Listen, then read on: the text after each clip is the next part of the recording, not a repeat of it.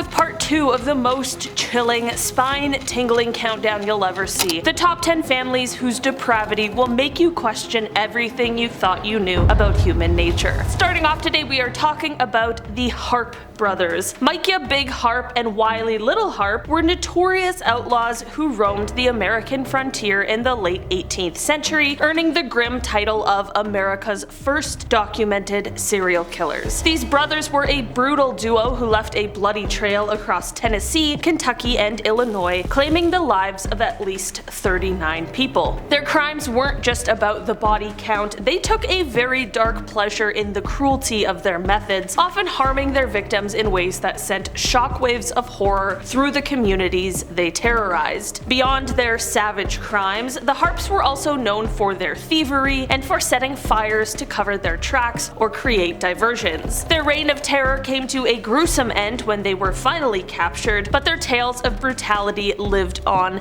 painting them as a sort of boogeyman of the early American wilderness. Next, we are talking about the González Sisters. Delfina and Maria were infamous figures in Mexico during the 1950s and 1960s, not just for running a large sex work ring, but for the terrifying manner in which they managed their illicit business. These sisters turned their ranch into a nightmarish hub of criminal activity where they lured countless young women with promises of legitimate jobs, only to force them into a life of darkness and crime. The depths of their cruelty didn't stop there. The sisters were notoriously brutal, punishing and sometimes killing the women over minor infractions or when they became too ill or too old to work. They also didn't hesitate to eliminate any clients who crossed them or knew too much, but by the time the authorities caught up with them, it was revealed that their reign of terror resulted in the deaths of at least 91 people. Next, we are moving on to the Shelton Brothers gang. Led by the notorious trio of Carl, Earl, and Bernie Shelton, they were a force to be reckoned with in southern Illinois during the Prohibition era. These brothers turned bootlegging into an art form, running illegal alcohol with a mix of charm and brute force. They didn't just stop at smuggling hooch, they expanded their empire into gambling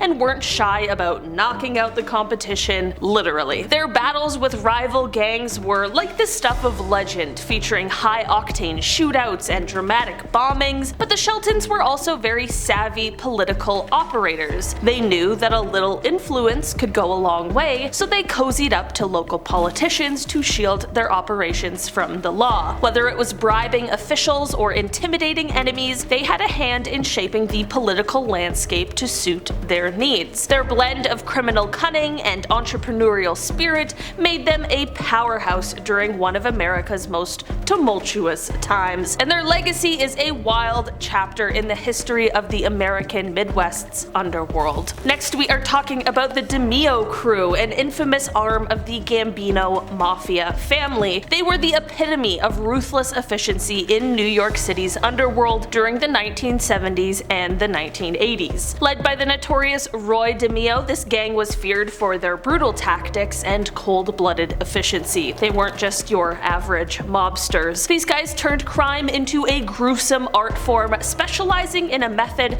they dubbed the Gemini method, which involved taking the lives of their victims, then systematically dismembering them to dispose of the bodies more effectively. Unsettling. It's believed they were responsible for up to 100 of these gruesome crimes, leaving a trail of terror across the city. Their operations weren't limited to eliminating rivals or unfortunate snitches, they dipped their bloody hands into various mafia enterprises, from car theft rings known as the car theft capital of the world to substance trafficking and loan sharking. Next, we are talking about the Sackler family, owners of Purdue Pharma. They are often seen as the face of the opioid crisis that has ravaged communities across the United States. They made their fortune from OxyContin, a powerful painkiller that became a blockbuster drug thanks to aggressive marketing and sales tactics. Despite its effectiveness for pain relief, OxyContin also became infamous for its addictive qualities, a fact that many accuse the Sacklers of deliberately downplaying to boost sales. As the death toll from opioid overdoses soared into the hundreds of thousands, the family found themselves in hot water, facing a barrage of lawsuits from states, cities, and individuals claiming Purdue Pharma's practices contributed significantly to the epidemic. The Sackler saga is a very complex mix of medical innovation, corporate greed, and a public health disaster, leaving a legacy mired in controversy and a nation grappling with the consequences of addiction. Next, we are talking about the Duvalier family, led first by Francois Papa Doc and then led by his son Jean-Claude Baby Doc. They dominated Haiti from 1957 to 1986, and their reign was nothing short of a horror movie come to life. Papa Doc, a former doctor turned dictator, used his private militia, the Tonton Macoute, as a tool of terror. These guys were aptly named after a boogeyman from Haitian folklore, but their horror was unfortunately very real. They enforced Papa Doc's rule through torment, kidnappings, and the disappearance of anyone who whispered a word of dissent. When Papa Doc passed away, his son Baby Doc took over and the nightmare continued. Under their rule, Haiti was stripped of its wealth, with the Duvaliers living large while the country plunged into poverty and chaos. Their legacy? A lasting shadow of fear and corruption that still darkens Haitian politics. It's a stark reminder of how absolute power can corrupt absolutely, leaving a nation to collect the pieces long after they were gone. Next, we are talking about the Rajneesh family, or the followers of Bhagwan Sri Rajneesh, who later rebranded himself as Osho. They were more like a tight-knit cult than a traditional family. In the early 1980s, this group set up a commune called Rajneesh Puram in the wilds of Oregon, creating a mini-city complete with its own airport, malls, and police force. Their goal? To live out the spiritual leader's vision of a utopian society. However, of course, things took a dark turn when they attempted to take over the local government in Wasco County. Under the directive of Ma Anand Sheila, Osho's fiery personal secretary, the Rajneeshis hatched a plan to win a county election by incapacitating the local voter base. In a shocking move, they spread salmonella bacteria on salad bars in 10 local restaurants, sickening over 750 people in one of the largest bioterror attacks in US history. But their scheming didn't stop at biological warfare. I guess that just wasn't enough. They were also caught engaging in a slew of other illegal activities, including immigration fraud, wiretapping, and even plotting assassinations to silence their critics. Next, we are talking about the Moran family. They were central figures in the gritty and blood-soaked drama of Melbourne's Gangland Wars, a series of brutal conflicts that rocked Australia's underworld in the late 90s and the early 2000s. Led by the tough-as-nails patriarch Louis Moran and his sons Mark and Jason, this family was deeply entrenched in the drug trade, living a life that mixed the glamour of big money with the grim reality of urban warfare. Their world was one where loyalty was under constant test and where any moment could erupt into violence, often leading to gruesome crimes as a tool for solving disputes and silencing rivals. The Moran saga of crime and retribution didn't just make headlines, it actually inspired the hit TV series Underbelly, which really pulled back the curtain on their lives with a mix of true events and also a little dramatic flair. This show gave viewers a front row seat to the high stakes and fatal twists of Melbourne's criminal depths, portraying the Morans not just as cold-hearted gangsters, but as complex characters navigating a deadly game. Their story is a chilling reminder of how deeply crime can run in a family and how it can spiral out into a community, leaving a legacy of fear and fascination in its wake. Next, we are talking about the Gucci family. While not criminally evil in like the traditional sense, like maybe some of the others we've spoken about today, the Gucci family's saga reads like a script from a dramatic, high-fashion thriller complete with betrayal, opulence, and a dash of cold-blooded crime. This illustrious Italian family, known worldwide for their luxury fashion brand, has found themselves in the headlines for far more sinister reasons. Maurizio Gucci, the charming but embattled grandson of the founder Guccio Gucci, met a tragic end in 1995 when he was gunned down in Milan. The mastermind behind his killing was none other than his glamorous ex-wife, Patrizia Reggiani, who was dubbed the Black Widow by the press. She hired a hitman to kill Maurizio after their divorce, reportedly unhappy with his handling of the family fortune and his plans to marry another woman. This shocking act was the culmination of years of family infighting and luxury living gone awry, where the quest for control and the Gucci empire led to a series of disputes, legal battles, and financial missteps. As the Gucci family's dirty laundry aired in public, the world watched a real-life drama that overshadowed the brand's glossy image, showing that even in the world of high fashion, the price of greed and heartbreak can definitely be deadly. And finally on our list today, we are talking about the House of Habsburg. This was like the ultimate European royal powerhouse, ruling over the Holy Roman Empire, Spain, and Austria for hundreds of years. They were super influential, but they had a very strange way of keeping power within the family. They just married their own cousins. Lots of intermarriage to keep the dynasty pure, but this led to some very serious problems.